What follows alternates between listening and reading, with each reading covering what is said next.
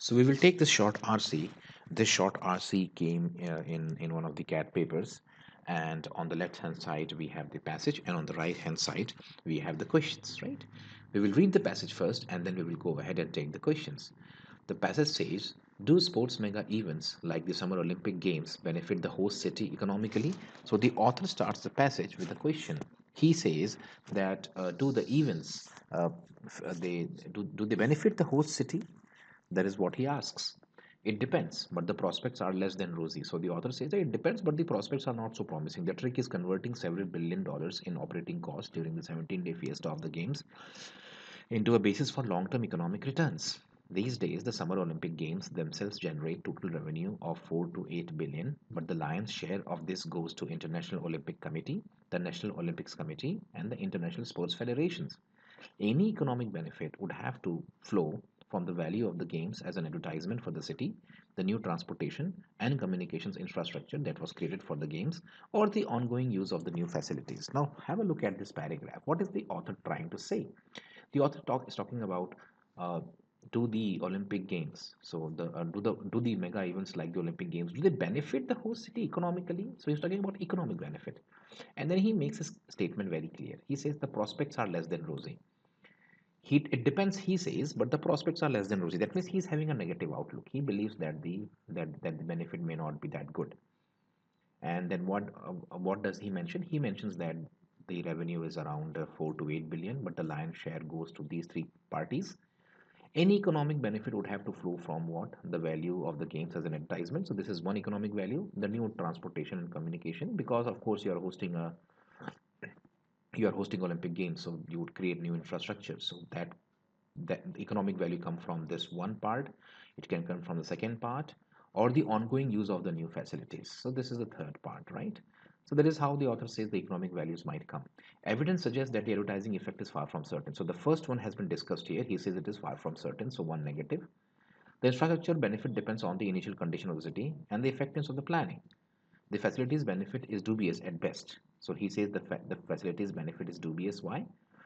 uh, for buildings such as velodromes or natatoriums and problematic for 1,000 seat. So the author says that the facilities benefit is dubious. So he is again giving you negative. The latter requires a conversion plan for future use. The former are usually doomed to near vacancy. So the former is vacant, the latter needs to be converted. Hosting the summer games generally requires 30 plus sports venues and dozens of training centers. Today, the bird's nest in Beijing sits virtually empty, while the Olympic Stadium is in Sydney costs 30 million a year to operate. So the author says that if you look at the 3 points that he says here, that the economic benefits might come from these three things, and all the three things he's looking at pessimistically. He says that not much promising is there in all the three things. In effect, the author says that economic worth may not be there in the Summer Olympics, in hosting the Summer Olympics. Part of the problem is that Olympics planning takes place in a frenzied and time pressured atmosphere of intense competition with other prospective host cities, not optimal conditions for contemplating the future shape of an urban landscape. Another part of the problem is that urban land is generally scarce and growing scarcer.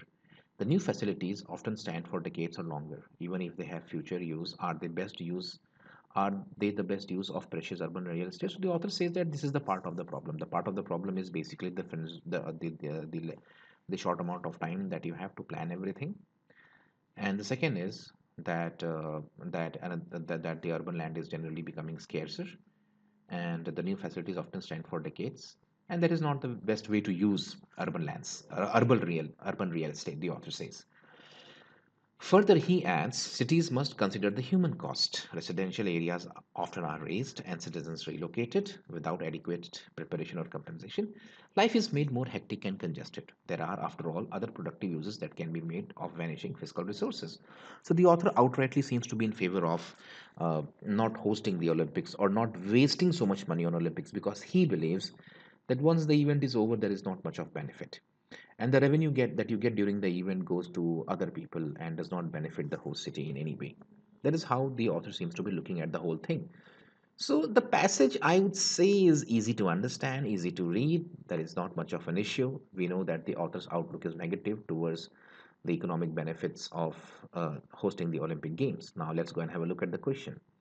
The first question says the central point in the first paragraph is that economic benefits. Now in the first paragraph, The author has indeed discussed the economic benefits of the Olympic Games. What is his outlook? So, if you look at it, the author says that the picture is not rosy. So, he says that accrue to host cities, if at all, only in the long term. If at all. So, this condition is that if at all, so if it accrues, then only in the long term. And that too, it's not very clear. So looks good because it is positive. It's a negative outlook. See, the economic benefits accrues only in the long term. That is one thing. That means basically you will have to wait for a long time. And secondly, the word if at all basically means shows that if there is any benefit. So it also captures the condition that there may not be any benefit.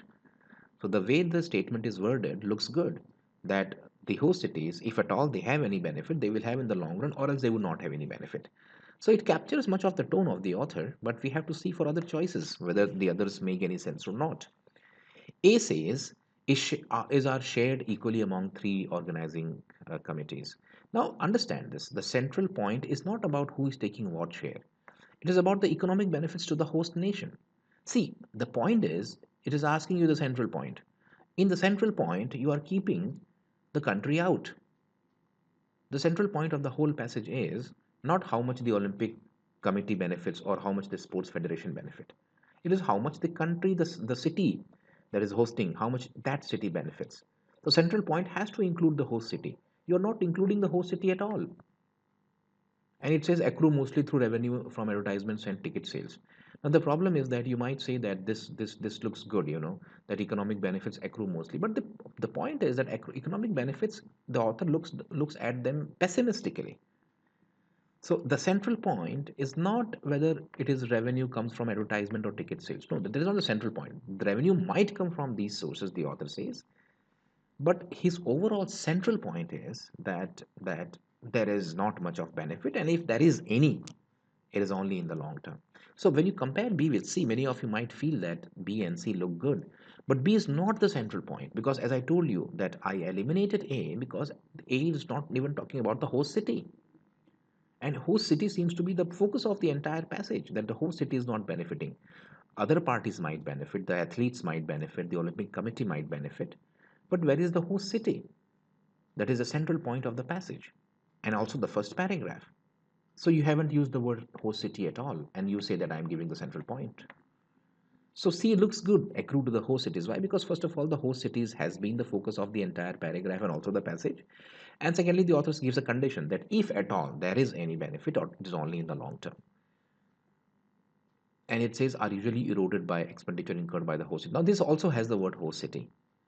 But the point is that the author talks about the are usually eroded by the expenditure incurred by the host city. Now the point is that economic benefits, first of all, the author is looking at them negatively, and then he doesn't say that they are eroded by expenditure, because the author says here categorically that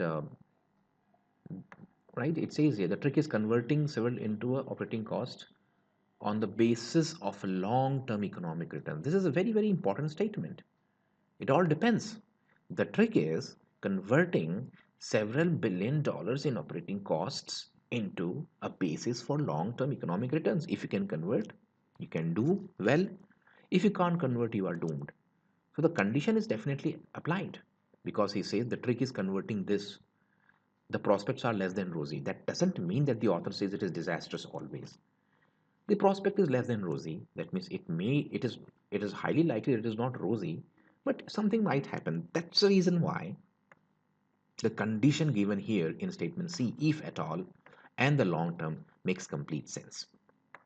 C is the right choice. Second question. Sports facilities built for the Olympics are not fully utilized after the games are over because, now we have to understand what is the reason. Correct? Their scale and cost of operating them are large. Correct. Now the author has given the example. He says that today the bird's nest in Beijing sits virtually empty, while the Olympic Stadium in Sydney costs some $30 million for a year to operate. So there is the example of operating cost. And look at the scale, 1,000 seat. Well, you cannot do much with that. The author says it's doomed to vacancy. So the author says that there are two things, that their scale and the cost of operating them are large. The scale, why the scale? Because they are too huge. You cannot do much with that kind of space. And the second thing is the cost of operating. So the Sydney example and the Beijing example have covered both A and B. I mean, they covered both the example, scale, and cost. A looks good.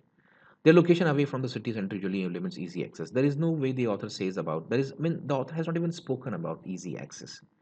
The authorities do not adapt them to local conditions. He is not blaming the authorities anywhere. Both B and C are out. They become outdated, having been built. See, understand, they have definitely been built with little time and planning. Definitely, this is true. But outdated part is something which does not become very clear because we don't know. And secondly, the author has not said that they have become outdated. He says that life is made more hectic, more congested, and then he says vanishing resources, land is generally scarce, but he doesn't mention the outdated part, that it is no more relevant. So D also does not have enough evidence, and therefore we have to mark A as the right choice. A is the answer, definitely. The third question says the author feels that the games place a burden on the host city for all of the following reasons. Now, the author has said that they are a burden on the host city. Why? So, the author has said here part of the problem in the Olympics is that one is basically the timing, you don't have much time. Secondly, there is scarcity of land.